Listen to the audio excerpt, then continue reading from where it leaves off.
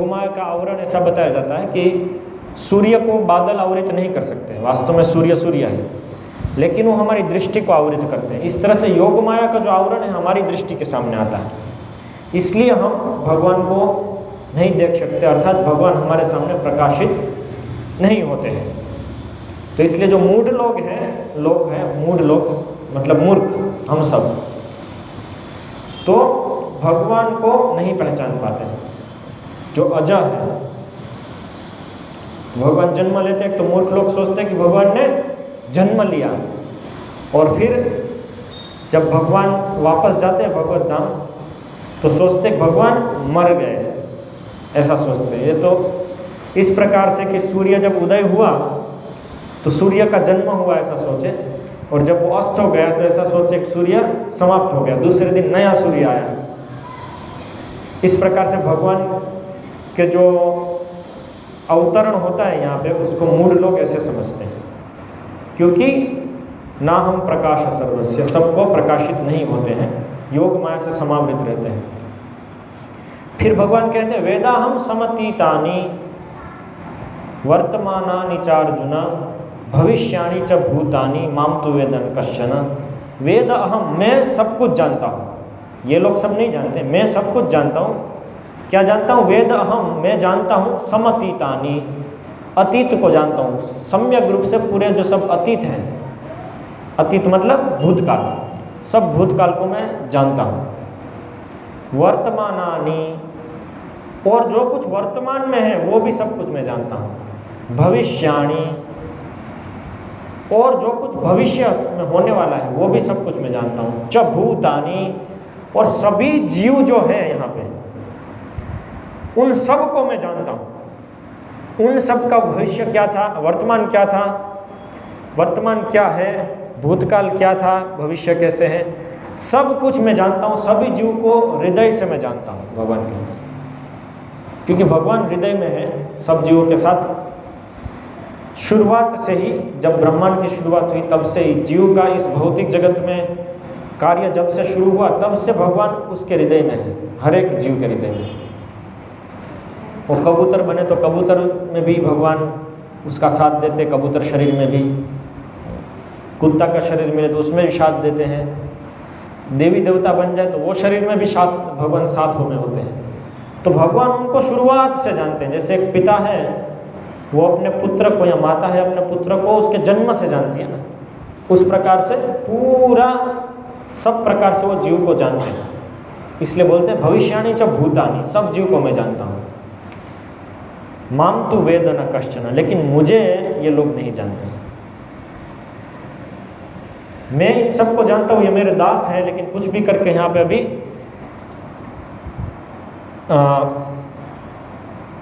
दुख भोग कर रहे हैं, ये भगवान जानते हैं। मैं ये सब जानता हूँ कि ये अभी ये शरीर में दुख भोग कर रहा है, पिछले शरीर में इसने इस प्रकार से दुख भोग किया था, उसके पिछले शरीर में इस प्रकार से दुख भोग किया था, ये तब से शुरू होकर के चला आ रहा है। मैं उसको मदद करना चाहता हूँ, उसको वापस भगवत धाम लेके जाना चाहता हूँ। ये भगवान जानता है हर एक जीव के विषय में, प्रगाढ़ मित्रता में।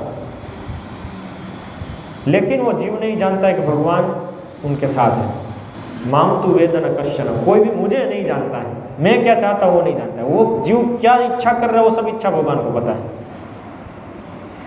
तो ये पिछले श्लोक में बताया भगवान ने। फिर आज के श्लोक में कह रहे हैं कि जीव क्यों नहीं जानता है मुझे। माम तु वेद न कश्चन, जो भौतिक जगत में बद्ध जीव है वो क्यों नहीं जानता है। तो बताया कि इच्छा द्वेष समुत्थेन द्वंद्व मोहेन भारत सर्वभूतानि सम्मोहम सर्गे यान्ति परंतप। इच्छा और द्वेष के करने के कारण,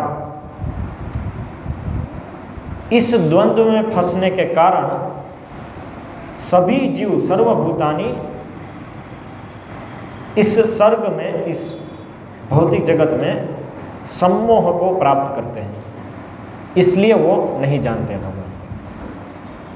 लेकिन भगवान उस सम्मोह को प्राप्त नहीं करते हैं। क्यों नहीं करते? क्योंकि भगवान उस सम्मोह के रचयिता है, तो उनको तो थोड़ी ना सम्मोह पकड़ेगा, उनको उनकी शक्ति नहीं पकड़ती, इसलिए भगवान इसमें नहीं पड़ते। तो भगवान सब जानते, लेकिन जीव क्योंकि इसमें फंसा हुआ है इसलिए नहीं जानता। और क्यों फंसा हुआ है? क्योंकि उसकी भगवान बनने की इच्छा है और इस इच्छा से वो भगवान से द्वेष करता है। तो इसलिए वो इस भौतिक जगत में आता है और इस इच्छा को पूर्ण करने का प्रयास करता है। जीव की वास्तविक स्थिति आध्यात्मिक जगत में है, वैकुंठ जगत, गोलोक धाम, वृंदावन में, जहाँ पे वो भगवान का नित्य दास है, उनका सेवक है और इसमें वो नित्य रूप से संतुष्ट रहता है। ये इसकी वास्तविक स्थिति है। अहेतुकी अप्रतिहता भक्ति सवै पुंसाम परो धर्म यतो भक्तिरधोक्षजे अहेतुक्य प्रतिहता ययात्मा सुप्रसिद्धति। ये श्रीमद् भागवतम में आता है कि सभी जीव का जो परम धर्म, परम कर्तव्य है, वो है भगवान अधोक्षज की, कृष्ण की, वासुदेव की अहेतुकी अप्रतिहता भक्ति। ऐसी भक्ति जिसमें केवल एक ही हेतु है, वो है भगवान को प्रसन्न करना, और कोई हेतु नहीं है, उसको अहेतुकी भक्ति कहते हैं। मात्र और मात्र भगवान को प्रसन्न करना, अपनी प्रसन्नता का भी विचार नहीं है, उसको अहेतुकी कहते हैं। और ऐसी भक्ति अप्रतिहता होती है, मतलब इसको कोई रोक नहीं सकता है, ये कभी विराम प्राप्त नहीं करती है। ऐसा नहीं है चल रही हो अभी थोड़ी देर भक्ति बंद कर दो।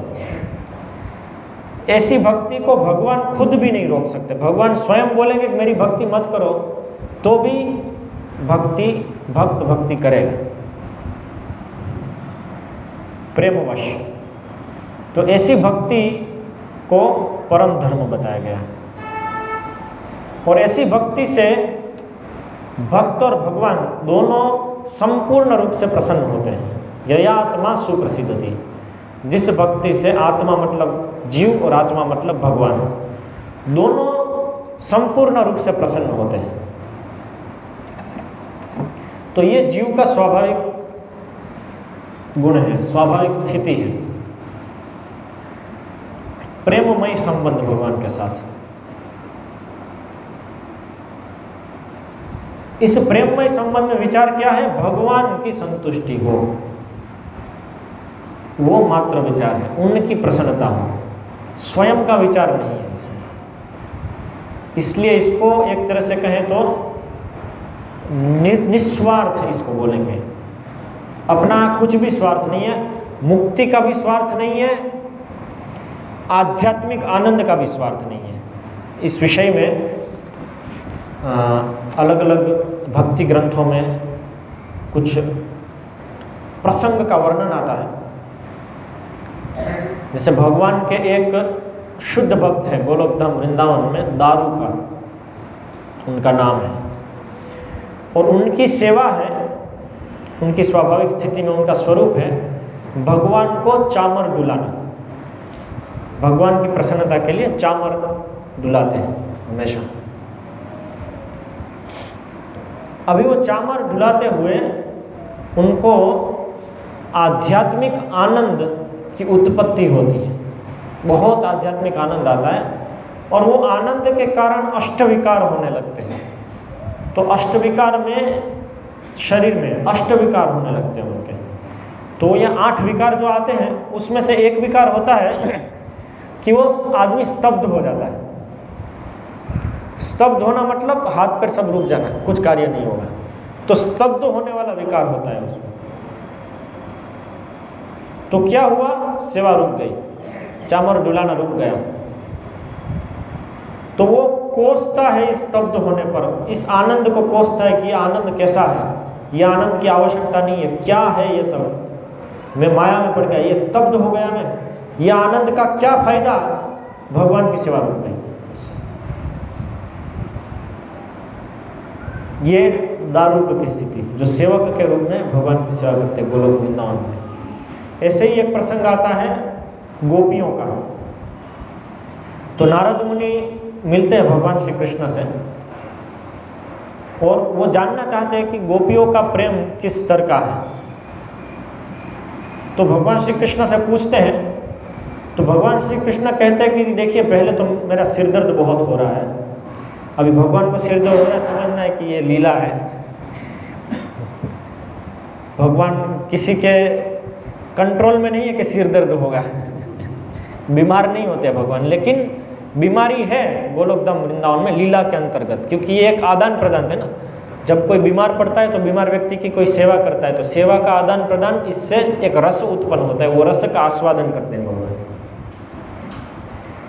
तो इसलिए वो रसों के आस्वादन के लिए वो है। तो भगवान एक बार इस प्रकार से तो कहते हैं मां नारद मुनि को, मुझे बहुत सिर दुख रहा है। तो नारद मुनि कहते हैं इसका समाधान कैसे करें, क्या कर सकता हूँ मैं आपकी सेवा में कि आपका सिर दर्द कम हो जाए। तो नारद मुनि हमेशा सेवा के लिए तत्पर रहते हैं, भगवान जो भी कहेंगे करने को तैयार।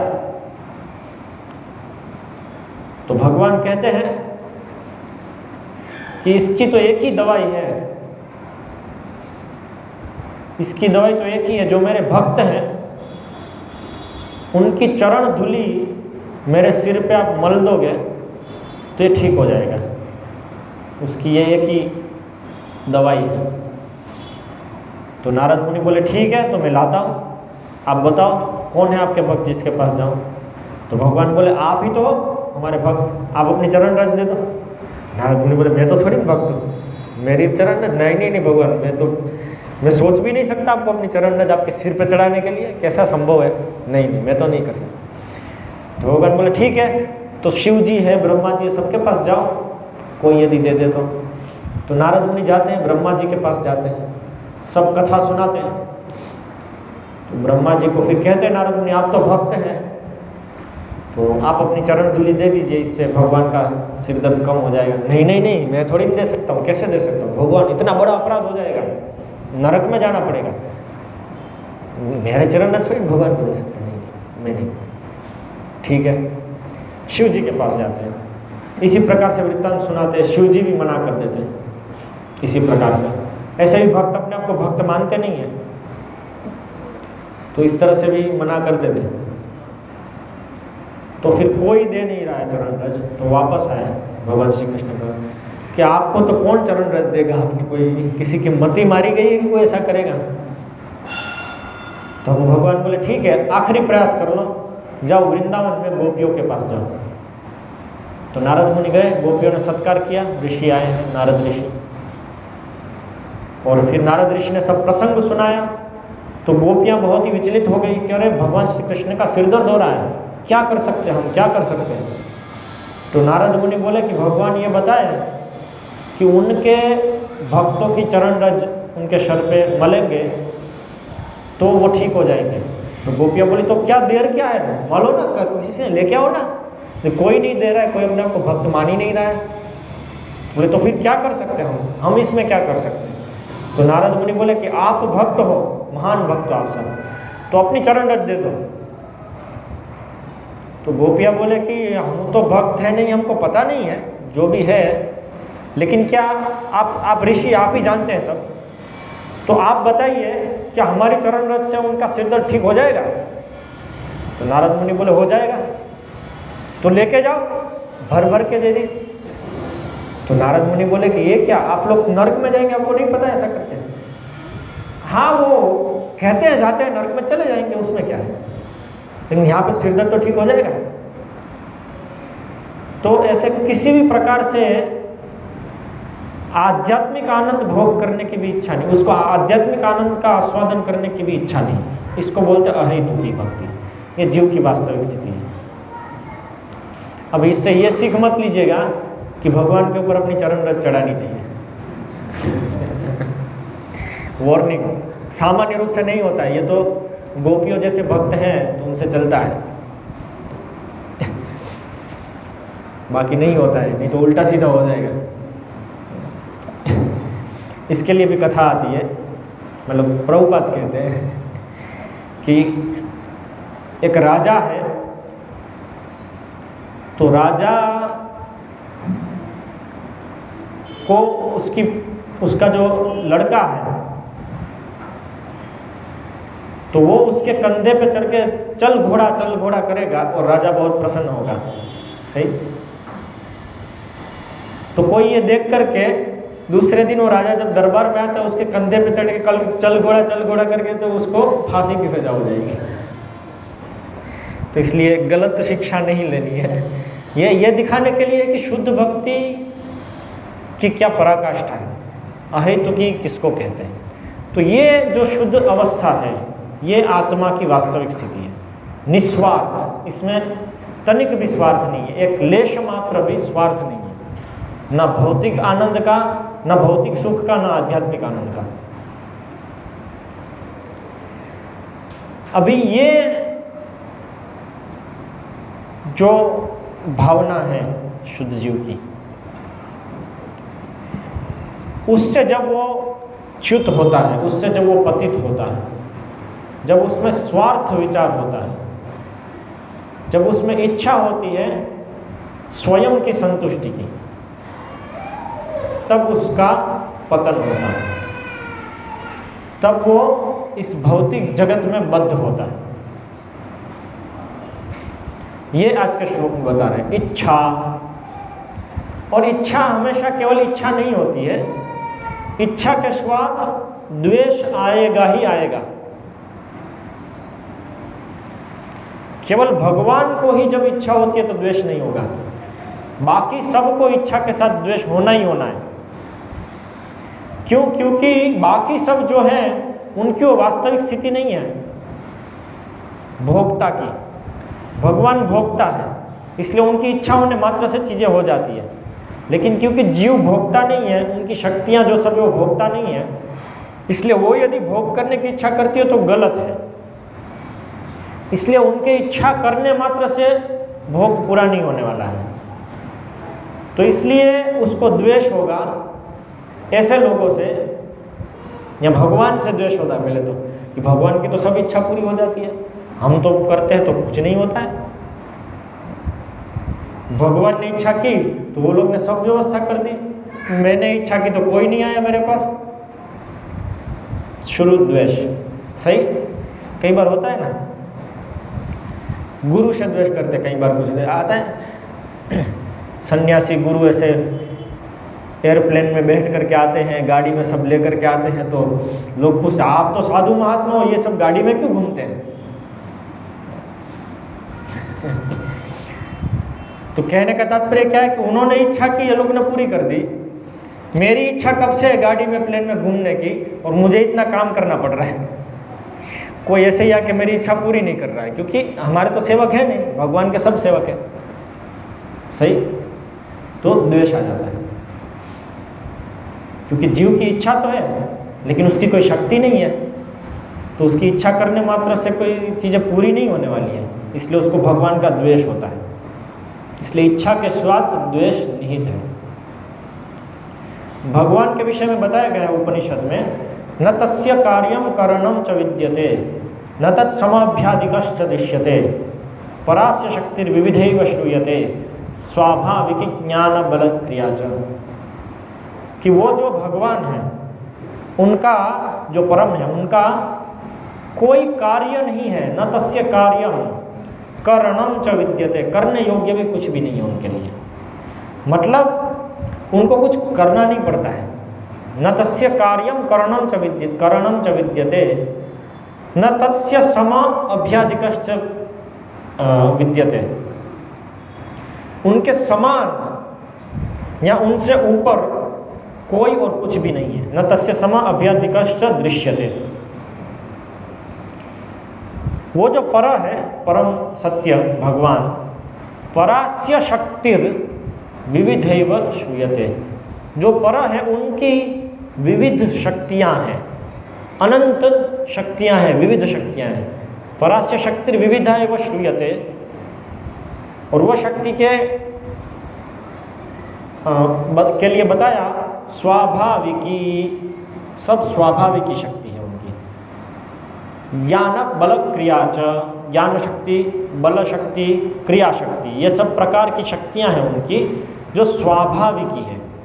स्वाभाविकी मतलब क्या? इच्छा हुई चीज़ें हो गई, शक्तियों ने सब कार्य संचालित कर दिया, भगवान को मात्र इच्छा करने की आवश्यकता हुई। उन्होंने जैसी इच्छा की, शक्तियों ने उसको पूर्ण कर दिया। तो ज्ञान, बल और क्रिया शक्ति, ये तीनों मिल करके सब व्यवस्था कर देती है भगवान की इच्छाएं पूर्ण करने के लिए।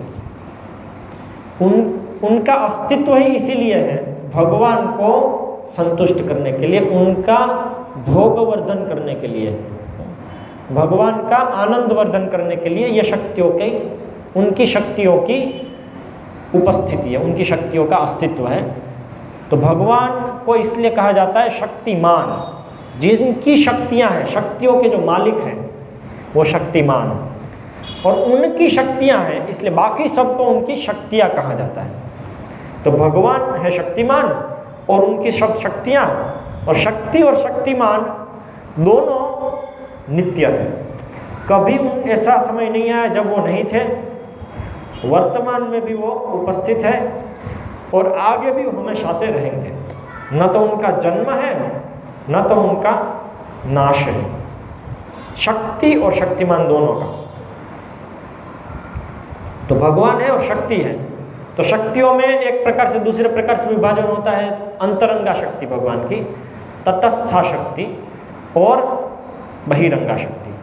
तो भगवान की अंतरंगा शक्ति जो है वो आध्यात्मिक जगत को संचालित करती है पूरी, उसके अस्तित्व के साथ। जो भी कुछ आध्यात्मिक जगत में अस्तित्व करता है वो अंतरंगा शक्ति का प्रकटीकरण है।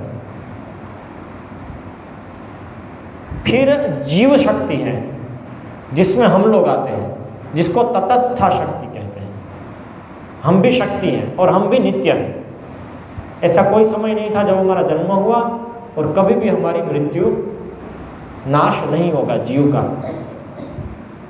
और तीसरी शक्ति जो है भगवान की वो है बहिरंगा शक्ति, जो इस भौतिक जगत का संचालन करती है, जो तीन गुणमयी है, सत्व रजत तमो गुणमयी।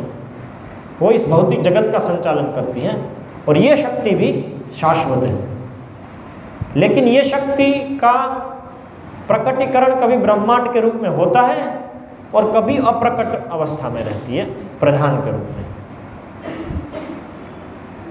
तो ये तीन शक्ति भगवान की इस प्रकार से भी नियोजित की गई। ये तीनों शक्ति भगवान की प्रसन्नता के लिए लगती है। उसमें से जो जीव शक्ति है, तटस्था शक्ति, उसको तटस्था इसलिए कहा गया है क्योंकि ये तट के समान, तट में जो स्थित वस्तु है उसके समान कभी अंतरंगा शक्ति के अंतर्गत कार्य करती है आध्यात्मिक जगत में, तो कभी बहिरंगा शक्ति के अंदर कार्य करती है भौतिक जगत में। जिस प्रकार से समुद्र तट जो होता है उसके ऊपर जो स्थित वस्तु होती है, तो कभी वो पानी में होती है और कभी वो भूमि पर होती है, पानी आया और गया उसके अनुसार। उसी प्रकार से जीव की बात है। जीव किस प्रकार की, वो यदि भगवान की सेवा की ही इच्छा करता है, जो उसकी शुद्ध इच्छा है, उस प्रकार से यदि है तो वो अंतरंगा शक्ति के अंतर्गत कार्य करता है, वो आध्यात्मिक जगत में रहता है। लेकिन यदि उसकी इच्छा भगवान की तरह भोग करने की है, स्वयं की संतुष्टि की इच्छा हो रही है, तो स्वार्थ मतलब, तो फिर वो दूसरी शक्ति के अंतर्गत आता है। उसको कहते हैं बहिरंगा शक्ति, भगवान की माया शक्ति। तो जो जीव इस भौतिक जगत में फंसे हुए हैं, जिनका लक्षण यहाँ पे बताया है, वो सब भगवान की बहिरंगा शक्ति के अंतर्गत आ चुके हैं। क्यों? इच्छा करने के कारण, और वो इच्छा से उत्पन्न हुआ द्वेष।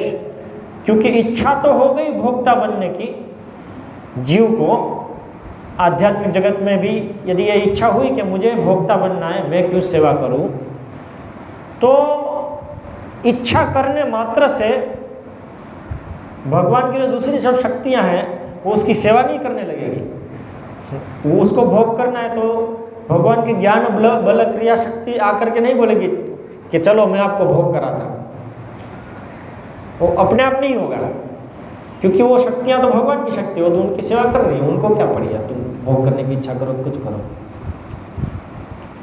तो इसलिए उसको ईर्ष्या होगी कि ये भगवान को सब भोग करा रहे हैं और मुझे तो कोई देख नहीं रहा है, मेरा तो कोई नहीं देख रहा है, क्या करूँ, मेरे सामने कोई देखता भी नहीं, बोलते हैं कुछ लोग, सब लोग उसी के पास जाते हैं, मेरे सामने तो कोई देखता भी नहीं है। तो ऐसी अवस्था उत्पन्न होती है। तो ऐसी अवस्था में जीव लंबा समय आध्यात्मिक जगत में नहीं रह सकता है, क्योंकि उसकी जो इच्छा है उधर पूर्ण नहीं होने वाली है। तो इसलिए जीव अपने आप को काटने लगता है, आध्यात्मिक जगत से थोड़ा दूर करने लगता है, भक्तों के संग से दूर होने लगता है, क्योंकि भक्तों के संग में तो भक्ति होगी, और जिसको भक्ति नहीं करनी है तो भक्त थोड़ी ना उसको मदद करने वाले, भाई तुम भक्ति मत करो, चलो हम आपको भोग कराते हैं, ऐसा थोड़ी ना करेंगे। इसलिए वो आध्यात्मिक जगत में सब शुद्ध भक्त ही है। तो ऐसा नहीं मिलने पे ये दूर होने लगते हैं वहाँ से,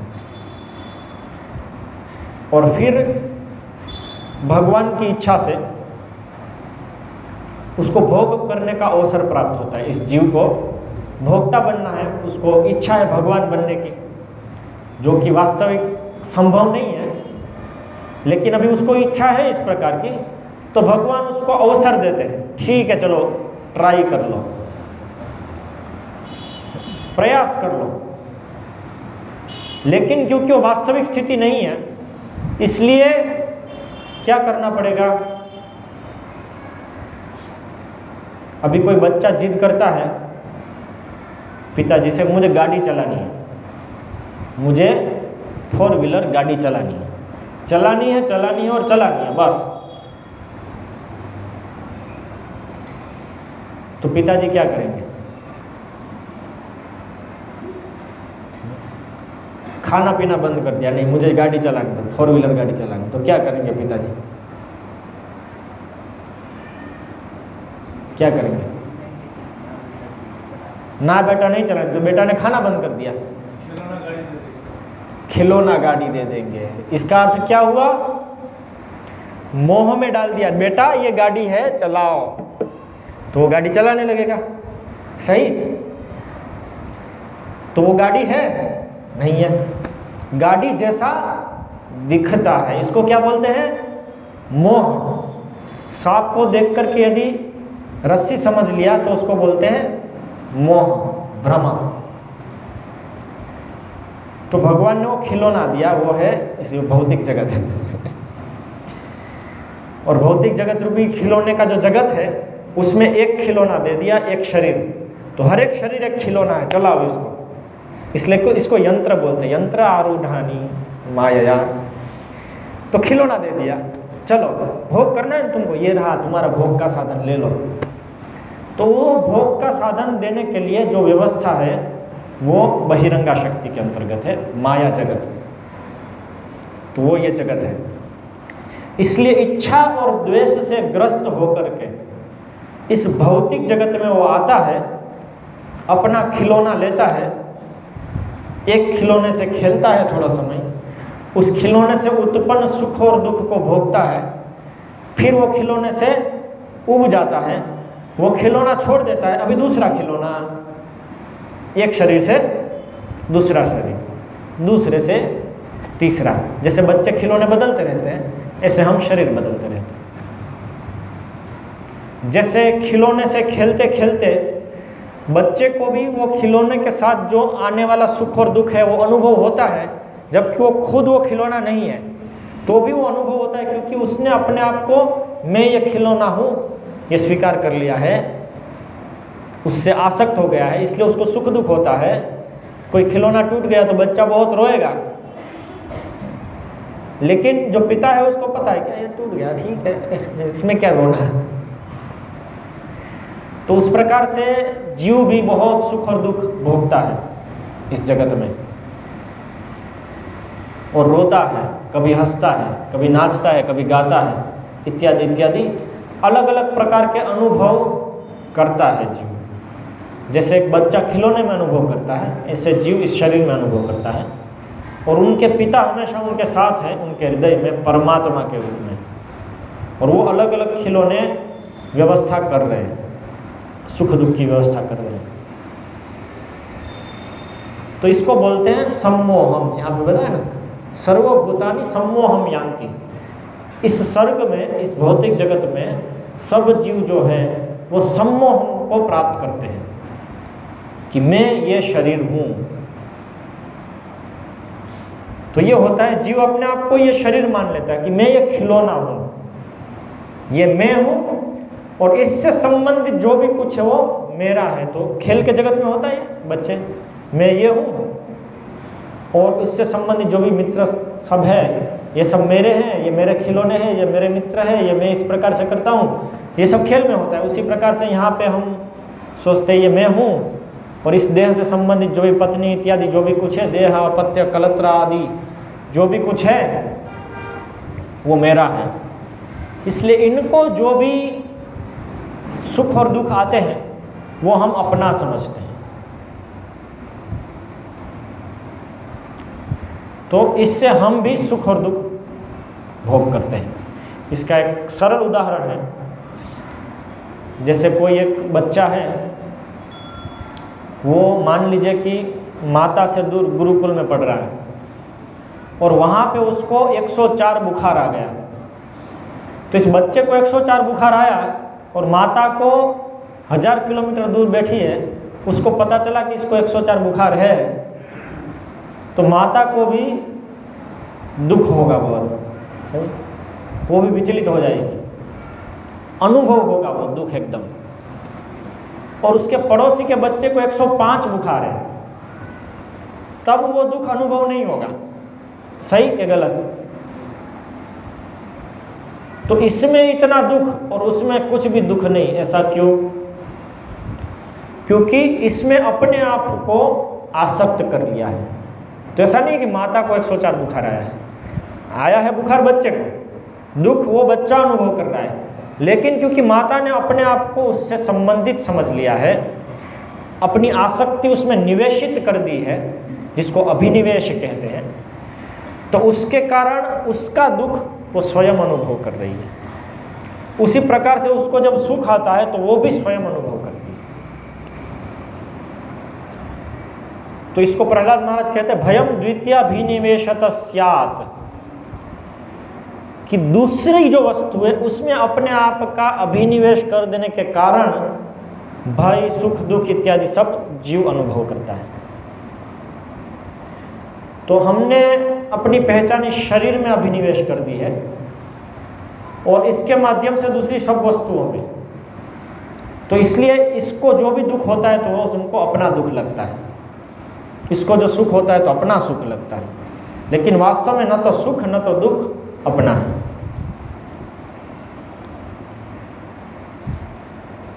तो ये बात है द्वंद्व सम्मोह इसकी। तो जैसे सुख और दुख का अनुभव किया जीव ने, इस सुख और दुख में ही ईर्ष्या का भी अनुभव करते हैं। जो मेरा है उसकी मैं इच्छा करता हूं, और जो इससे विरुद्ध जाता है उसकी मैं ईर्ष्या करूंगा। जैसे मेरा बेटा है, वो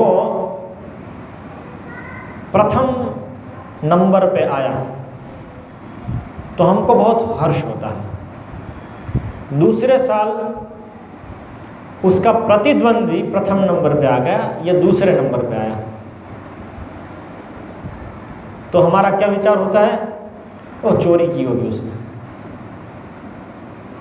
कुछ ना कुछ करके, हाँ ये प्रतिद्वंदी है, ये इसको नेक्स्ट टाइम इसको पीछे पछाड़ना है। बेटा क्या कर रहे हो? देखो वो कितना आगे बढ़ गया, कितने मार्क्स लेके आया, तुम फेल हो रहे हो, पढ़ो पढ़ो अच्छे से पढ़ो, उसने ये कर दिया, उसने वो कर दिया। होता है नहीं होता है?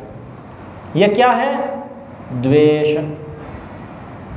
तो इच्छा है तो द्वेष होगा ही। भगवान का द्वेष हम करके आए हैं, और वही द्वेष यहाँ पे अलग अलग प्रकार से प्रकट हो रहा है। वो द्वेष क्या है? हमको भगवान बनना है, हमको भोक्ता बनना है, वास्तव में सब सुख हमको मिलना चाहिए, ऐसी इच्छा है।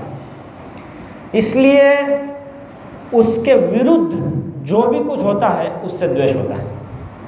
तो यदि केवल आध्यात्मिक जगत में है तो उसमें भगवान उसके विरुद्ध है, भगवान से द्वेष होगा। यहाँ पे आ गए तो मैं सोच रहा हूँ मैं भगवान बनूंगा, ये सोच रहे ये भगवान बनेंगे, तो दोनों में कंपटीशन लग गई। तो मैं इसका द्वेष करूंगा ही ना, वो मेरा द्वेष करेगा, क्योंकि दोनों में से कोई भगवान है ही नहीं। तो कैसे हो सकता है, इसलिए द्वेष हुआ। तो इच्छा और द्वेष उसमें रहेगी। तो ये इच्छा द्वेष द्वंद्व के रूप में इसलिए प्रकट होते हैं इस जगत में। सुख दुख, ठंडी गर्मी इत्यादि सब द्वंद्व के रूप में आते हैं, और इसको जीव अनुभव करता रहता है, और इस तरह से सम्मोह में रह करके इस जगत में फंसा रहता है।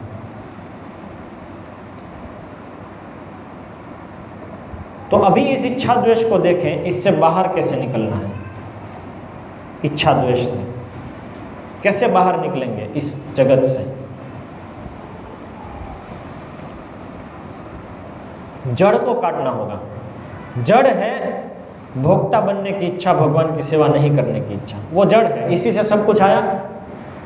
उस इच्छा को यदि काट दिया, नहीं वो नहीं करना, भगवान का सेवक हूं मैं, अपनी पहचान बदल दी वापस, मुझे भोग नहीं करना है, मैं भोक्ता नहीं हूं, भोक्ता है भगवान, मैं उनका सेवक हूं, मैं उनकी भोग्य सामग्री हूं, इसलिए जो भी कुछ मुझे मिला है, जो भी कुछ मैं अपना समझता हूं वो मेरा नहीं है, मैं तो चोर हूं, क्योंकि सब कुछ भगवान की संपत्ति है, उनकी सेवा में उनके भोग के लिए लगनी चाहिए, किंतु मैं उसको अपने भोग में लगा रहा हूं, इसलिए मैं चोर हूं।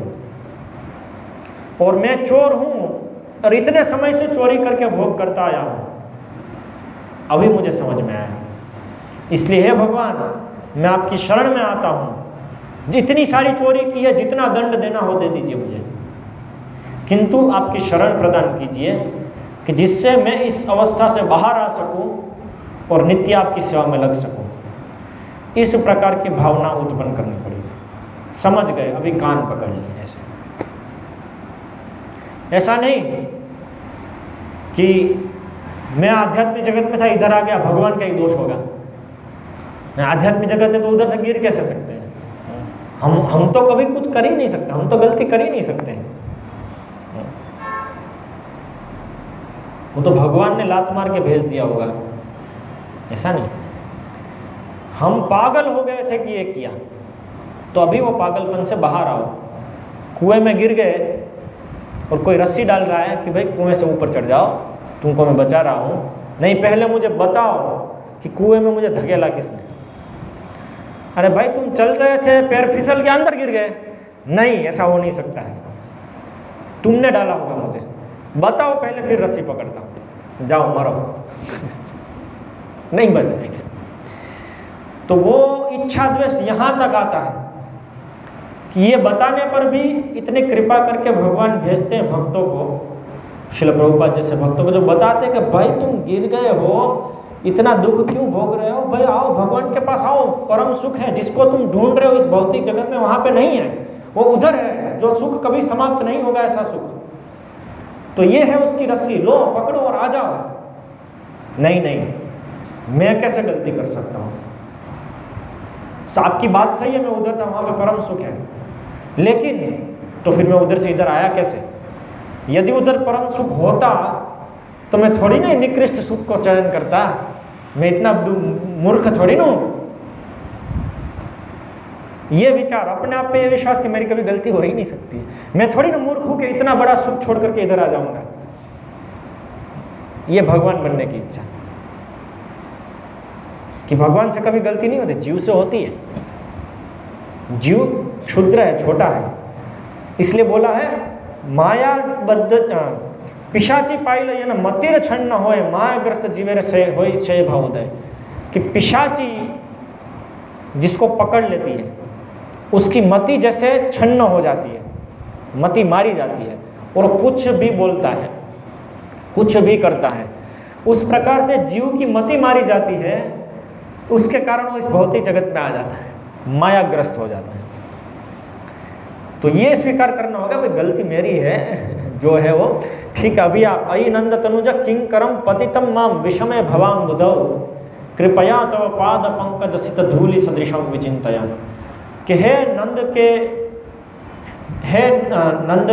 के पुत्र भगवान श्री कृष्ण, मैं आपका किंकर हूँ और कुछ कारणों से इस जगत में पतित हो गया हूँ भवसागर में, और ऊपर नीचे सब लहरों में समस्या भोग रहा हूँ।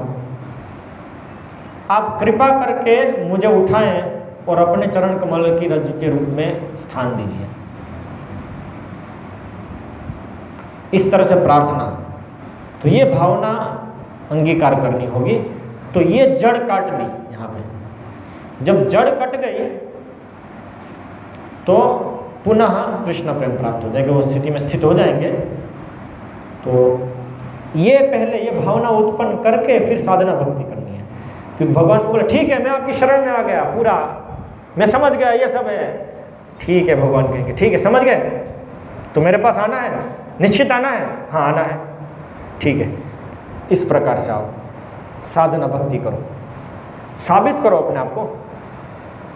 भगवान चाहे तुरंत ले सकते हैं, लेकिन ये तो अभी आलस्य हो सकता है इसमें। बस मैंने तो बोल दिया, अभी तो लेना पड़ेगा भगवान को। नहीं, ये करो फिर आओ, फिर पता चलेगा कि रियली में तुम सुधरे हो कि केवल बोलने के लिए बोल रहे हो। कई बार होता है ना, कुछ गलती हो गई, तो जब साबित हो गया कि गलती हो गई हमारी, तो माफ़ी मांगनी पड़ती है। तो कोई माफ़ी मांगता है कि मुझे माफ़ कर दो, मैंने बहुत बड़ी गलती कर दी। तो हो सकता है कि मुख से केवल बोल रहा हूँ, अंदर से कुछ नहीं हो। तो उसको कहते हैं, उसको बार बार जब वो गलती याद दिलाते हैं कभी, अरे एक बार तो सॉरी बोल दिया, अभी बार बार क्या बच्चे की जान लोगे? मतलब क्या, वो सॉरी केवल बोलने के लिए था। तो उस प्रकार से भगवान भी पूरी साधना भक्ति देते हैं, तुम ये करो शुद्ध हो। ये आचार्य हैं जो मेरे शुद्ध भक्त हैं, इनके अंतर्गत तुमको रखा है, ये जो बता रहे उस प्रकार से प्रशिक्षित हो और मेरे पास आओ। तो उसमें सब प्रकार की कठिनाई आएगी, और जीव जो है, जो गंभीर है, वो उन कठिनाइयों को पार करने के लिए मेहनत करेगा, और इस मेहनत के माध्यम से अपना जो प्रेम है भगवान से, उसको साबित करेगा कि मैं रियली में आपके पास आना चाहता हूँ, वास्तव में आपके पास आना चाहता हूँ। वो उसका अवसर है उसको उजागर करने का, प्रेम को। केवल आई लव यू बोल देने से प्रेम नहीं होता है। प्रेम मतलब सेक्रीफाइस, उसके लिए आपको, जो जिसको प्रेम करता है तो उसके लिए हम बहुत त्याग करते हैं, बहुत मेहनत करते हैं, कष्टों को सहन करके उसकी प्रसन्नता के लिए कार्य करते हैं, तब प्रेम प्रकट किया जाता है। तो आध्यात्मिक जगत में सब लोग इस प्रकार से कार्य कर रहे हैं, तो हमको ऐसा मौका दिया जाता है कि आप उसको प्रैक्टिस करो यहाँ पे, इसलिए उसको अभ्यास कहा जाता है, और उसको साधना भी कहा जाता है, इसलिए इसको साधना भक्ति कहते हैं। तो उसको करके जड़ काट दी, साधना भक्ति कर रहे हैं, तो वो शुद्ध हो जाते हैं धीरे धीरे। इस तरह से पुनः भगवत धाम जाते हैं। जब तक ये नहीं करते हैं तो सम्मोहित होकर के यहाँ पे सुख दुख का अनुभव करते रहते हैं जीव। तो ये है जीव की गाथा, जो भगवान जानते हैं। पिछले श्लोक में जैसे बताया, वेदा हम समतीतानि, कि इतने समय से करता आ रहा है, अभी ये वापस आना चाहता है। तो भगवान भी प्रसन्न होते हैं जीव के इस संकल्प से कि मुझे अभी वापस आना है आपके पास, आप बोलो क्या करना है, बताओ। उससे वो प्रसन्न होते हैं। तो इस तरह से इच्छा द्वेष से मुक्त हो जाते हैं। इसके अलावा जो कुछ भी चल रहा है भौतिक जगत में, इस जगत में समाज सेवा इत्यादि के नाम पे, सेवा के नाम पे, सेवा केवल भगवान की हो सकती है, दूसरे किसी की नहीं। अहेतुकीय प्रतिहता, अर्थात निस्वार्थ सेवा। लेकिन फिर भी हम देखते हैं जगत में बहुत लोग अलग अलग लोगों की निस्वार्थ सेवा करते हैं, सही। जैसे कुछ लोग यदि सूखा पड़ा है तो गरीब लोगों को भोजन देने जाएंगे, निस्वार्थ, उसमें उनका कोई स्वार्थ नहीं है। तो कभी सुनामी आ गई तो भी ऐसे भोजन इत्यादि बांटने जाएंगे, समाज सेवा अलग अलग प्रकार से। तो कोई राष्ट्र की सेवा करता है, सेना में भर्ती होकर के लड़ करके सेवा करता है। तो कोई मानव समाज की सेवा करता है, मानवता की सेवा करता है। तो कोई पूरे मतलब मानवता की सेवा यहाँ पे इसका अर्थ है कि पूरे वर्ल्ड में जो सब मानव है उन समाज की पूरी सेवा करना, उसका कैसे हित हो ये जानना। लेकिन ये सब कुछ सेवा नहीं है, क्योंकि इन सब में द्वेष है। कोई कहेगा कहाँ द्वेष है, तो सब निस्वार्थ है, उसको अपना कुछ भी नहीं चाहिए। नहीं, द्वेष है। एक व्यक्ति है जो कुछ भी खाना मिलता है तुरंत गटक लेता है खुद, दूसरे का नहीं सोचता कि आज वो दूसरे भी है, उसको नहीं मिला तो उसको हम कहते हैं कि स्वार्थी है। ठीक है, परिवार वालों को भी नहीं देता है, खुद ही खा जाता है। जो छोटा बच्चा होता है तो हम कहेंगे स्वार्थी है। लेकिन वो थोड़े समय बाद मान लो ये करता है कि जो भी कुछ खा जाता है परिवार वालों में मिल बांट के खाता है। जो भी कुछ है भोग की सामग्री परिवार वालों में मिल बांट के भोग करता है। तो हम कहेंगे कि ये थोड़ा ज़्यादा निस्वार्थ है, अपने अलावा परिवार वालों को सोचता है। जैसे माँ होती है, सही, माँ निस्वार्थ गिनी जाती है, उसका निस्वार्थ का दायरा कितना है? परिवार तक, बाजू वाले के तक नहीं। कई बार होता है कि भोजन समारंभ है और कुछ चीज़ कम पड़ने वाली है तो अपने बच्चे के लिए निकालना, ऐसा कभी होता है। क्यों? बाजू वाले के बच्चे को नहीं मिलेगा, वो नहीं देखेंगे। तो ये निस्वार्थ है, लेकिन अपने परिवार के अंतर्गत। तो पहले में निस्वार्थता कुछ भी नहीं थी, मतलब बाकी सबसे वो द्वेष कर रहा है, दूसरों को नहीं मिल जाए, मुझे मिलना चाहिए। इसमें परिवार तक निस्वार्थ हुआ, लेकिन परिवार से जो दूसरा परिवार है उससे द्वेष है। इसलिए ये तो केवल अपना स्वार्थ बड़ा किया। वो बड़ा क्या किया? मैं और मेरा। तो मेरे जो है उससे संबंधित जो है वो अपना ही हम समझ रहे हैं, इसलिए वो स्वार्थ ही रहा।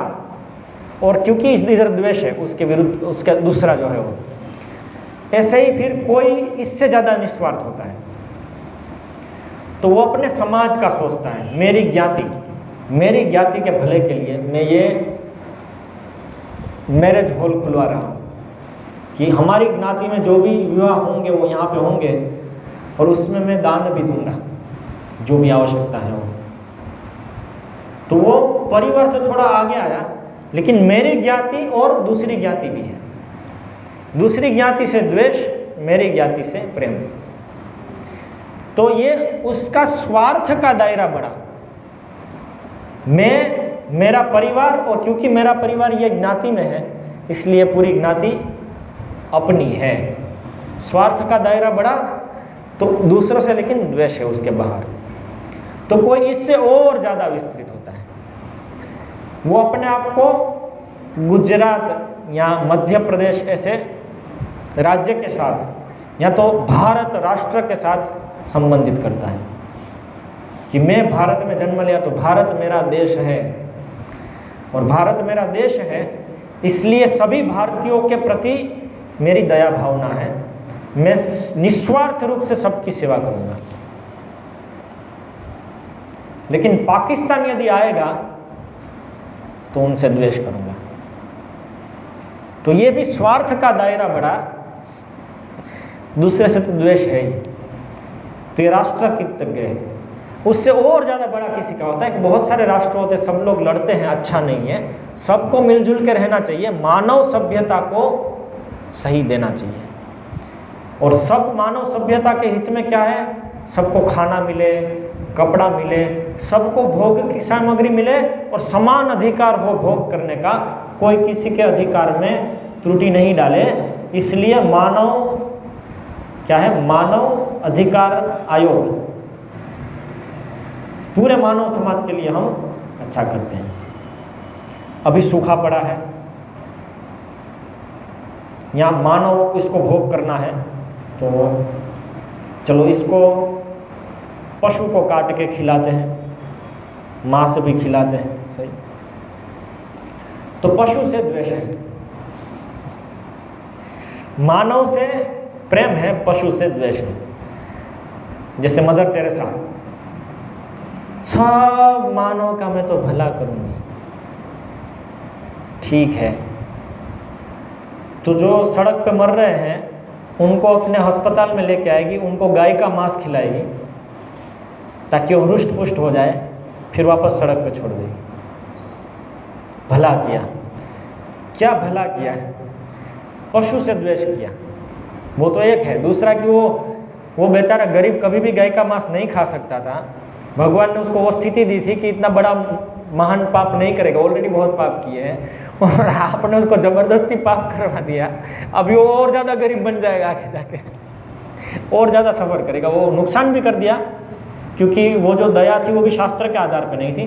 लेकिन यहाँ पे जो हम चर्चा कर रहे हैं वो उनके दायरे की बात कर रहे हैं। स्वार्थ का दायरा मानव समाज तक रहा, लेकिन पशुओं से द्वेष किया। तो अभी यूक्रेन और रशिया का युद्ध चल रहा है, क्यों चल रहा है? कि पशुओं से द्वेष इतना करके करोड़ों की संख्या में रोज मुर्गे, बकरियां, गाय ये सब कटते हैं मानव समाज को भरण पोषण करने के लिए, तो उसका कुछ ना कुछ तो आएगा ना। अभी वो लोग कट रहे हैं उसी प्रकार से जैसे ये लोग काटते हैं इनको, और भी बहुत कटेंगे वो तो श्रील प्रभुपाद कहते हैं और भगवान भी कहते हैं। तो वो द्वेष तो चलता ही रहेगा जब तक कि हमारा स्वार्थ का दायरा वास्तविक स्वार्थ तक नहीं पहुंचता। वो है नाते विदुष स्वार्थ गतिम ही विष्णु, विष्णु की सेवा ये वास्तविक स्वार्थ है। इसका अर्थ है कि निस्वार्थ सेवा। तब तक द्वेष रहेगा, वो द्वेष अलग अलग प्रकार से प्रकट होता है ऐसे। तो यहाँ पे हम समाप्त करेंगे। किसी को कोई प्रश्न है, टीका है, टिप्पणी तो कर सकते हैं।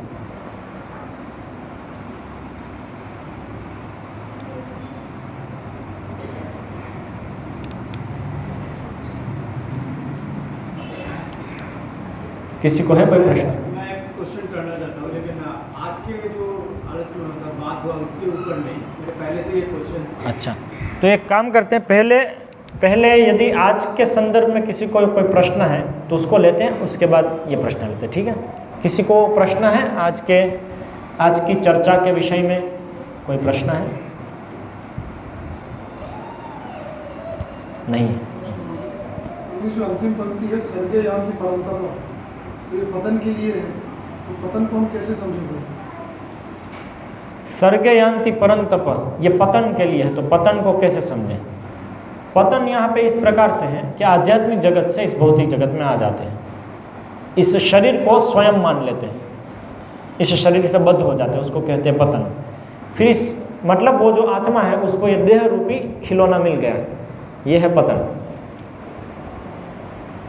ऐसा हमारा प्रभु जी ऑलरेडी पतन तो हो ही चुका है। हो ही चुका, हम पतित ही, हम सब पतित हैं, बहुत पतित हैं। फिर भी हम इच्छाएं कर रहे हैं, द्वेष भी कर रहे हैं भगवान से, इसीलिए तो कर रहे हैं। पतित है इसीलिए तो कर रहे हैं, इच्छा द्वेष कर रहे हैं इसीलिए तो पतित है। तो अब आगे किस स्तर पे पतन होगा? अभी हम पतित ही है, और ये पतित अवस्था के अंतर्गत हम घूम रहे हैं, कभी ऊपर कभी नीचे। इसके अंदर भी ऊपर नीचे तो होता है ना। जो प्रभु जी निम्न योनियां हैं वो भी पतन ही है, उच्च योनि भी पतन है, सब योनियां पतित है। जब तक वो भौतिक जगत में तब तक पतित गिना जाएगा। अभी वो पतित अवस्था में कौन कितना दूर है भगवान से, उसके अनुसार उच्च नीच योनि है, लेकिन है तो सभी पतित ही। ऐसे अई नंद तनुज किंकरम पतितम माम, मैं इस भवसागर में पतित हूँ, तो हम पतित हैं, और उसमें हम भगवान से उसमें कितनी चेतना में दूर है। अपने दासत्व की जो चेतना है कि मैं भगवान का दास हूँ, इस विषय की चेतना में हम कितने दूर हैं, उसके हिसाब से ऊपर नीचे की योनियाँ निश्चित होती है कि ये योनि उच्च योनि कही जाएगी, ये नीच योनि कही जाएगी। इस प्रकार से जैसे प्रभु जी हम लोग भक्ति कर रहे हैं तो हमारे पुण्य कर्मों का सृजन होगा। एक जगह भगवान बताते हैं प्राप्त पुण्य कृताम शिक्षा शास्त्री समा सूचनाम श्रीमताम ये योग भ्रष्ट हो जाते। तो अगला हमारा जो पुनर्जन्म होगा, तो मान लीजिए हमारा अच्छे परिवार में जन्म होता है, क्या वो हमारा उत्थान है या वो भी पता नहीं? भगवान कहते हैं भगवद गीता में कि जो भक्ति करता है, थोड़ी भक्ति करके मर जाता है, तो उसका पुनर्जन्म होता है पैसे वाले परिवार में, या तो ब्राह्मण परिवार में। शुचिनाम श्रीमताम, शुचि मतलब ब्राह्मण, श्रीमत मतलब जिनके पास पैसे हैं, मुख्य रूप से राजा और वैश्य। तो ऐसे परिवार में जन्म होता है। तो ये पतन है कि उत्थान है, ये प्रश्न है। भक्ति जो कर रहे हैं उनके लिए वो उत्थान है एक तरह से। उनको अवसर दिया जाता है कि उनको, यदि वो श्रीमत घर में जन्म लिए हैं तो उनको पैसे की चिंता करने की ज़रूरत नहीं, अर्थात शरीर यापन के कार्य की चिंता करने की ज़रूरत नहीं है। वो अपना पूरा समय भक्ति में लगा सकता है, भगवान के मिशन में लगा सकता है, अपने आप को झोंक सकता है पूरा। ये उसको अवसर दिया गया है। अभी किसी भी समय वो अवसर का दुरुपयोग कर सकता है। पैसा मिल गया, सब कुछ बैठ के आ रहा है, जहाँ पे आया पैसा वहाँ पे आए गलत मित्र, क्योंकि वो मित्र के पास पैसा नहीं, उसको भोग करना है। तो यहाँ पे आके मित्रता कर लेंगे तो उनको इसका पैसा उपयोग करने को मिलेगा। तो वो अकेले थोड़ी भोग करेंगे, वो तो इसको कराएंगे, क्योंकि वो नहीं कराएंगे तो पैसा कहाँ से मिलेगा।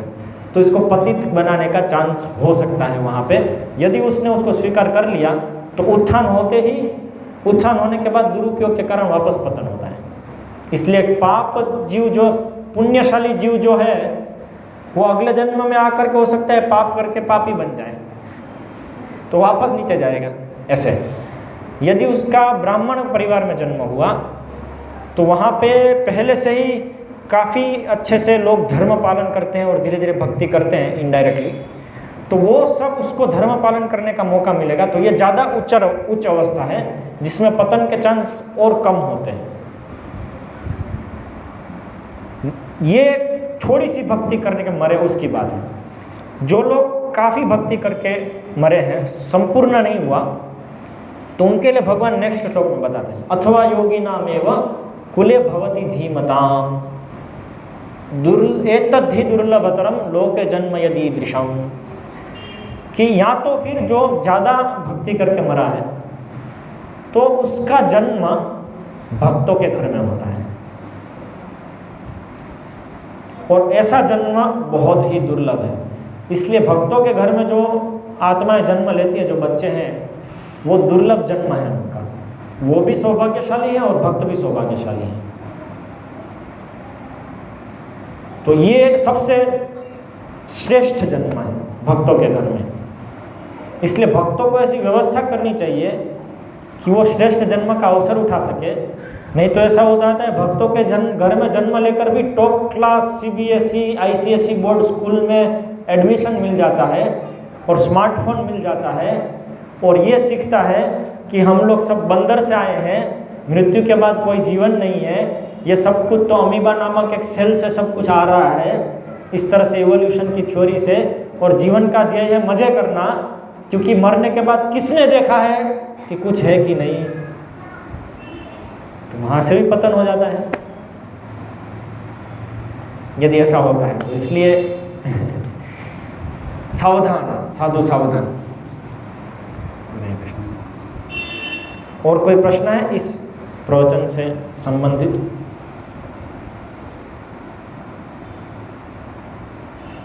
तो आपका प्रश्न ले सकते हैं।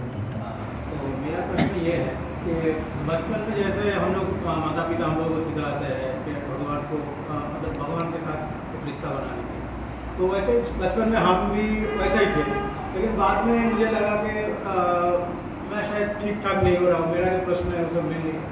तो काफ़ी लोगों का बोलना है कि मैं आई एम एथिस्ट, ठीक।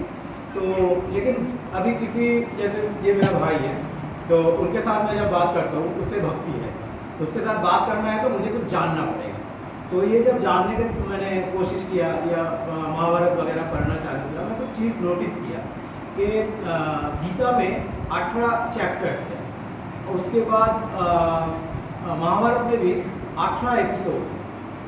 उसके बाद देखा कि उधर पे जो अक्षयणी सेना जो यूज़ हुआ था कुरुक्षेत्र युद्ध में, वो भी 18 दिन का युद्ध था। युद्ध के बाद भी 18 लोग ही बचे थे। उसके बाद युधिष्ठिर 18 साल के लिए ही शासन किए थे, और उसमें जो पोजीशन ऑफ सेनाओं के जो पोजीशन थे वो पांडवों के लिए भी 9 था, और इधर में कौरव के लिए भी 9, 9, 9, 18। और जो अरेंजमेंट ऑफ सेना का जो अरेंजमेंट जो बहुत है वो भी 9, 9, 18 था। जितना भी भाई बहन ने इसमें पार्टिसिपेट किया था 108 था, उसमें जब यह श्रीनगर हटा लिया जाए तो वो भी 18 होगा। तो मेरा प्रश्न ये हर जगह पे ये 18 का इतना विन्यास का है, इसमें तो 12 भी हो सकता था, 10, 9, 8, 18 ही एग्जैक्टली 18 का इतना जगह पे क्यों यहाँ पे है? प्रश्न है कि 18 क्यों इतना आया? इतने जगह पे 18 भगवद गीता के अध्याय 18, महाभारत के सेक्शन 18, कौरव पांडव की सेना टोटल गिने तो 9 और 9 18, 18 दिन युद्ध हुआ, बचने वाले 18 और 108 में से 0 निकाल दे तो 18। तो और एक मैं बताता हूँ, 8 और 1 9 होता है, 8 और 1 9 होता है, और 9 का कितना भी आप गुना करें तो वो 9 ही होगा, उसका डिजिट सम 9 मतलब 9, 9 दूनी 18, 8 और 1 9, 9 तिया 27, 7 और 2 9, 9 चौक 36, 3 और 6 9, 9 पचा 45, 5 और 4 9, 9 छक 54, 5 और 4 9, 9 सत्ता 63, 6 और 3 9, 9 9 अट्ठा 72, 7 और 2 9, 99 81, 8 और 1 9, और 90 9 और 0 9, फिर आगे से चलते जाए 9 ही मिलता रहेगा। तो क्या 9 का आंकड़ा है वो परम है? सब जगह पे 9 ही निकल रहा है, ऐसा क्यों? ये प्रश्न है कि सब जगह 9 कैसे निकल रहा है। आप यदि इस सृष्टि में देखेंगे, शास्त्र में देखेंगे, सब जगह पे आपको अलंकार मिलेगा, सब जगह पे आपको सौंदर्य मिलेगा, क्योंकि जो परम सत्य है वो परम सुंदर है, परम बुद्धिमान है, परम पैसे वाले हैं, पैसे वाले मतलब ऐश्वर्यपूर्ण है। और क्या है, 6 में से 3 हो गए, परम बुद्धिमान आ गया, परम बुद्धिमान, परम बलवान है, फिर ऐश्वर्य से, समग्र से, यश से, यश वाले और वैराग्य वाले, सब कुछ परम है उनमें। तो इसलिए यदि काव्य लें काव्यात्मक दृष्टि से, तो काव्य में भी आपको ऐसे अलंकार मिलेंगे बहुत शास्त्रों में। एक शास्त्र है रूप गोस्वामी का, रूप गोस्वामी ने काव्य की रचना की, उसको बोलते हैं चित्र कवित्वानी। उसके अंदर संस्कृत की ऐसी कविताएं रचना की है, ऐसे श्लोक रचना किए हैं कि बहुत विचित्र लगेंगे आपको। कभी कभी तो उससे पूरा एक रूप बन करके आता है, मृदंग बन करके आता है, स्वरूप में मृदंग बन के आता है उस श्लोक को यदि बोलते हैं तो। इस प्रकार का अलग, जैसे केवल एक ही अक्षर से पूरा श्लोक बना है, इसमें भगवान की लीलाएं बता रहा है, च च च च च च च च से ही पूरा श्लोक बना है और कोई अक्षर आएगा ही नहीं उसमें। ऐसे ही 2 अक्षर वाले भी हैं, ऐसे केवल 3 अक्षर वाले भी हैं। तो बहुत विचित्र वैचित्र्य है। वैचित्र्य मतलब बहुत ही सुंदर लगता है, अद्भुत, ऐश्वर्यमय, अद्भुत और आश्चर्य प्रकट करने वाली वाणी। तो ये हम संस्कृत में देखते हैं अलग अलग प्रकार से। ऐसे ही जो कथाओं का नियोजन है, तो ये आंकड़ों का इस प्रकार से नियोजन भी ये एक वैचित्र्य उत्पन्न करता है, एक अद्भुत वस्तु को उत्पन्न करता है। ये इसको जो रचने वाले हैं, इसको जो बनाने वाले हैं, उसको देने वाले जो हैं, उनकी कलाकारी दिखाता है। इससे हम ये समझ सकते हैं कि वो कितने महान हैं कि चुटकी में इस प्रकार की चीज़ें उन्होंने वर्णन कर दी। और ऐसा नहीं है कि ये कविता केवल बनाई है, 18 बनाया है, वास्तविकता में ऐसा था। मतलब कि सब प्रकार की जो शक्तियां हैं उनको उन्होंने किस प्रकार से नियोजित किया कि ऐसा विचित्र वस्तु उत्पन्न हुई। बोल तो कोई भी सकता है, अभी कोई एक मेरे जैसा कोई बैठे, मान लो कि कोई बहुत संस्कृत में विद्वान है और मन के रथ पे दौड़ने वाला बहुत है, तो बैठ करके कविताएं तो लोग रचते हैं, अच्छा सब कुछ 18 मुझे करना है, तो मैं कथा में लिखता हूँ 18 ये था, 18 वो था, लेकिन लिख देने से वो 18 हो नहीं जाता है वास्तविकता में।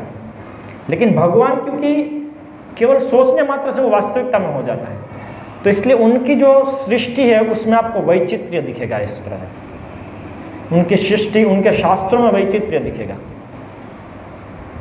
तो ये हम हर एक जगह पे देख सकते हैं। इवन सृष्टि में आप देखें तो हमारा शरीर लीजिए, इसकी जो रचना है वो बहुत ही अद्भुत ढंग से हुई। यदि आप गणना करेंगे तो आश्चर्यचकित होने के अलावा और कोई वो नहीं है।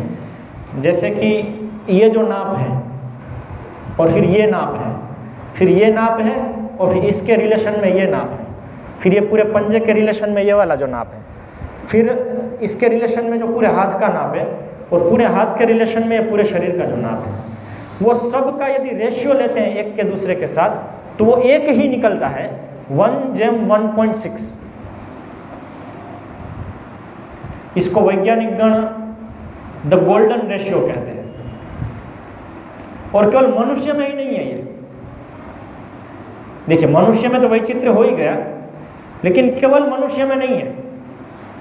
वो पत्ता लीजिए, कोई भी आप पेड़ का पत्ता लीजिए, उसमें वो जो पत्ते में वो बनी होती है ना, वो जो सेंटर से निकलती है उसका नाप लीजिए और उसका रेशियो लीजिए, वहाँ पे भी वही है। उसी पेड़ के डालियों में से जो डालियाँ निकलती है अलग अलग, उसके नाप लीजिए, सेम है, एक ही रेशियो से सब चल रहा है 1:1.16। और ये रेशियो जेम मतलब 1:1.6,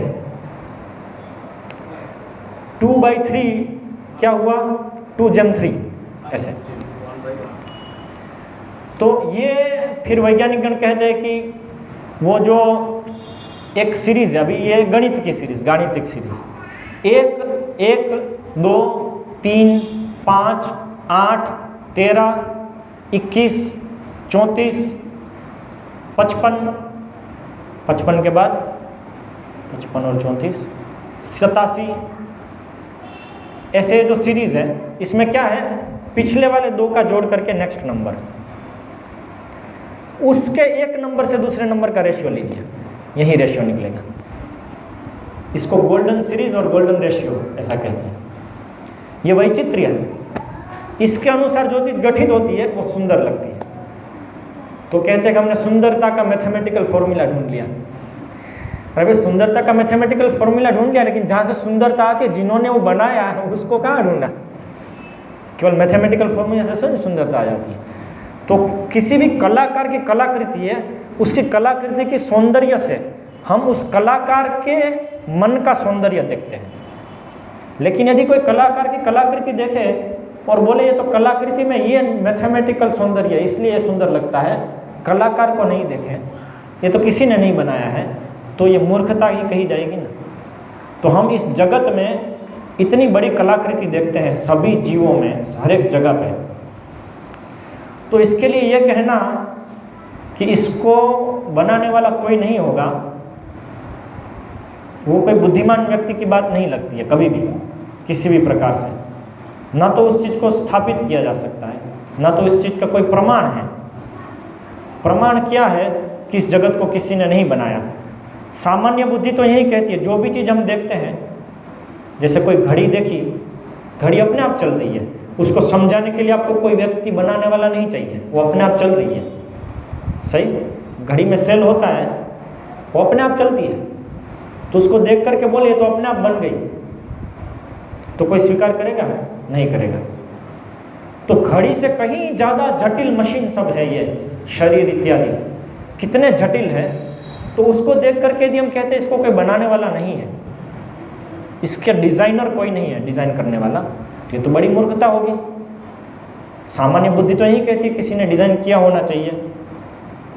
घड़ी के मामले में भी आप उसका कंपनी वाले डिज़ाइनर को देखें नहीं तो भी कोई व्यक्ति यही निष्कर्ष पे आएगा। तो बिना प्रमाण भी कुछ नहीं है, तो फिर सामान्य बुद्धि के ऊपर चलना चाहिए जो है। अगर कोई चीज़ बना है तो कोई बनाने वाला तो होना ही चाहिए, लेकिन मेरा ये तब ये क्या सिर्फ एक कोइंसिडेंस है? ये जो 9 का जो नंबर हर जगह पे आ रहा है, ये सिर्फ एक कोइंसिडेंस ही है? कोइंसिडेंस नहीं है। कोइंसिडेंस कैसे हुआ? वो जो कलाकार है उसने इतना अच्छे से सब रंग भरे अलग अलग प्रकार से, तो कोइंसिडेंस थोड़ी ना है, वो अपने आप थोड़ी ना हुआ है। कोइंसिडेंस मतलब क्या? ये तो हो गया, उसका कोई इच्छा नहीं थी इस प्रकार से करने की, अपने आप हो गया। अभी कोई बोले वो जो चित्र है गाय खड़ी है और वो ये तो क्या हुआ, वो तो किसी को गुस्सा आया तो कलर की प्लेट फेंक दी तो गाय बन गई उधर, उसको कोइंसिडेंस बोलते हैं। ये कोइंसिडेंस नहीं होता है, इसमें एक बहुत ही तर्कसंगत एक पैटर्न बन रही है, सही। तो वो कोइंसिडेंस नहीं है, वो किसी ने डिज़ाइन किया है। उसी प्रकार से यहाँ पे जो आंकड़े आ रहे हैं वो आंकड़े दिखा रहे हैं कि ये जो पूरी वस्तु है वो किसी कलाकार के द्वारा, किसी व्यक्ति के द्वारा संचालित हुई है, तभी तो हमको उधर आंकड़े दिख रहे हैं। कलाकार ने पूरा बनाया, इसलिए हाँ। हर जगह पे इसके रिलेशन। हाँ, तो वो कलाकार कौन है? भगवान है। उनकी इच्छा के अनुसार घटनाएं होती है, और वो घटनाएं ऐसे ही नहीं होती क्योंकि उनको आनंद चाहिए, तो वो इस प्रकार की विचित्र घटनाएं करते हैं। उसमें सब कुछ है, वैचित्र्य एकदम सब, उनका आनंद वर्धन होता है उससे। तो उसमें हम भगवान को देख सकते हैं, और भगवान ऐसे ही करते हैं सब कार्य, बहुत उसमें वैचित्र्य रहता है उनकी सृष्टि में भी, भौतिक सृष्टि में भी बहुत वैचित्र्य। इसलिए ऐसा। हरे कृष्ण। गीताजी में भगवान जी ने कहा है कि हमें ये स्वधर्म का पालन करना चाहिए, तो हमें अपने स्वधर्म का बोध कैसे होगा? अच्छा प्रश्न है। भगवान श्री कृष्ण ने भगवत गीता में कहा है कि अपने स्वधर्म का पालन करो, तो अपने स्वधर्म का बोध हमको कैसे होगा? स्वधर्म मतलब अपने द्वारा करने योग्य वस्तु। करने योग्य वस्तु मतलब उसका निर्णय कौन करेगा? मेरे द्वारा करने योग्य वस्तु क्या है, उसका निर्णय भगवान करते हैं। तो भगवान तो हमको दिखते नहीं, वो तो हमको कुछ बोलते नहीं, तो हमको कैसे पता चलेगा कि भगवान ने क्या निर्णय किया, हमको क्या करना है? तो भगवान वो निर्णय सुनाते हैं शास्त्र के माध्यम से। वो जो शास्त्र है भगवान की वाणी है, तो वहाँ से हमको पता चलता है हमारा स्वधर्म क्या है। चातुर्वर्ण्यम मया सृष्टम गुण कर्म विभागशः। 4 वर्ण और आश्रम की जो सिस्टम है वो भगवान बोल रहे हैं मेरे द्वारा शिष्ट है, और उसमें जो विभाजन है 4 वर्ण और आश्रम के, वो गुण और कर्म के अनुसार है। तो जो जिसका स्वभाव है उसके अनुसार उसका कार्य नियोजित किया गया है शास्त्र में। मान लीजिए किसी का स्वभाव है बहुत ही बुद्धिमान, तो शास्त्रोक्त उसका कर्म है वो है ब्राह्मण का कर्म, एक शिक्षक, अध्यापक इत्यादि का कर्म, वो उसका स्वधर्म हुआ। लेकिन वो शिक्षक अध्यापक किस वस्तु का? शिक्षक अध्यापक शास्त्रों का। तो इसलिए जो कर्म है वो ब्रह्मोद्भवम विद्धि, वो शास्त्र से आते हैं। ऐसा नहीं है कि मैं बहुत बुद्धिमान हूँ तो मैं स्कूल में फिजिक्स पढ़ाने लगा तो ये मेरा स्वधर्म हो गया। फिजिक्स पढ़ाना स्कूल में वो शास्त्रोक्त विधि नहीं है, शास्त्रोक्त कर्म नहीं है, इसलिए वो कर्म नहीं हुआ, वो विकर्म हुआ। हमारा गुण हुआ, वो चीज़ कोई भी हम ज्ञान की वस्तु पढ़ा सकते हैं, लेकिन क्योंकि फिजिक्स अज्ञान है, वो शास्त्रोक्त ज्ञान नहीं, उससे विरुद्ध है, इसलिए वो हो गया विकर्म। अभी मैं यहाँ पे वो साबित करने नहीं बैठूंगा कि फिजिक्स कैसे अज्ञान है, उसके लिए किसी को चर्चा करनी है तो हम कर सकते हैं अलग से, क्योंकि मैं बहुत फिजिक्स के पीछे था तो फिजिक्स का उदाहरण दे दिया। लेकिन ऐसा नहीं है कि तो कोई कहेगा कि चलो मेरी सेवा करने की वृत्ति है, मजदूरी, तो ऐसी वृत्ति जिसकी है, ऐसा गुण जिसका है, उसका कार्य है उच्च वर्णों की सेवा करना। सेवा करना मतलब उनके कार्यों में मदद करना, जैसे कृषि कार्य में मजदूरी कर ली, या ब्राह्मण जो अपने कार्य करते हैं उसमें उन्होंने सेवा दी अलग अलग प्रकार से, शारीरिक रूप से। तो ये सब उनका धर्म हो गया, स्वधर्म। लेकिन वो यदि ये सोचे कि मेरा स्वधर्म तो नौकरी करना है, तो इसलिए किसी भी व्यक्ति की नौकरी कर ली जो शास्त्र के अनुसार धार्मिक जीवन नहीं जी रहा है, तो वो स्वधर्म नहीं है, क्योंकि शास्त्र ऐसा नहीं कहते। कोई कहेगा कि व्यापार ये मेरी बुद्धि है, ये मेरा वृत्ति है। कोई कहेगा मतलब उसकी वृत्ति है ऐसे, वो 2 के 4 ऐसे कर सकता है, उसमें समस्या नहीं है उसको, उसकी बुद्धि ऐसे ही चलती है, तो उसका गुण हुआ। तो ऐसे गुण वाली व्यक्ति के लिए निहित कर्म क्या है शास्त्र में? कृषि, गोरक्षा, वाणिज्यम, वैश्य कर्म स्वभावजम। वो कृषि कर सकता है, गायों की रक्षा कर सकता है और व्यापार कर सकता है। वो व्यापार क्या क्या कर सकता है वो दूसरे शास्त्रों में विस्तार में बताया गया है कि जो कृषि से उत्पन्न वस्तुएं हैं उसका व्यापार कर सकता है, गोरक्षा से उत्पन्न जो वस्तु है उसका व्यापार कर सकता है, उसकी भी विस्तार दे दिया। जैसे कृषि से उत्पन्न तो तंबाकू भी होती है, उसका व्यापार नहीं कर सकता। अफीम भी कृषि से उगती है, उसका व्यापार नहीं कर सकता है वो। और गायों से उत्पन्न तो गाय का मांस भी होता है, वो नहीं कर सकता है। कुछ भी व्यापार नहीं, क्या क्या व्यापार कर सकता है शास्त्र में नहीं थे, वो उसका स्वधर्म हुआ। इसलिए शास्त्र से ब्रह्म, शास्त्र को ब्रह्म भी कहते हैं। तो कर्म ब्रह्मोद्भवम वित्तीय, हमारा स्वधर्म क्या है वो हमको शास्त्र के माध्यम से पता चलता है, और शास्त्र हमारे पास गुरु के माध्यम से आते हैं। इसलिए गुरु, साधु और शास्त्र, ये 3 प्रमाण के माध्यम से हम जानते हैं कि हमारी वृत्ति क्या है, स्वधर्म क्या है, और उसके अनुसार कार्य करना होता है। ऐसा।